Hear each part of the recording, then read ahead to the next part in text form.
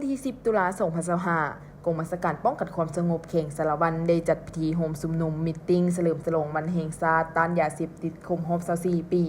คือวันที่ 12 ตุลาคม 2001 หา 12 ตุลาคม 2025 และจุดทำลายยาเสพติดอยู่วิทยาลัยครูสารวัตรมีทานประเดิมพลสุนทนีฮงเลขาพักเขงประธานคณะกรรมการปกครองเขงพันเอกเพ็งศรีไสยพิษห้องหัวหน้ากองบัญชาการป้องกันความสงบมีบรรดาทานในกรรมการพักเขงหัวหน้าแผนกการอมข้างพนักงานรัฐกรกำลังป้องกันศาสตร์ป้องกันความสงบมีครูอาจารย์และนักเรียนนักศึกษาเข้าร่วม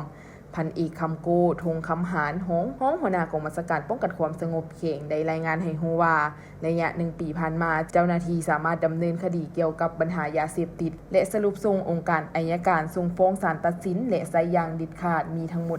186เรื่องนักโทษ250คนหญิง16คนในนั้นยึดของกลางยาบ้าได้1ล้านกว่าเม็ดยาไอ1กิโลกรัมกับ15ถุงน้อยยาเค1ถุงน้อยเฮโรอีน8แห่งได้ขึ้นบัญชีเป้าหมายที่พัวพันยาเสพติดทั้งหมด 7,375 คนหญิง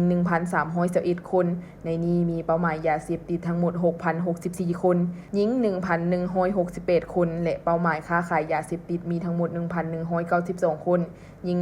153 คนในพิธีครั้งนี้ได้จุดทำลายยาบ้า1ล้านกว่าเม็ดยาไอ1กิโลกรัมกับ15ถุงน้อยยาเค1ถุงน้อยและเฮโรอีน8แท่ง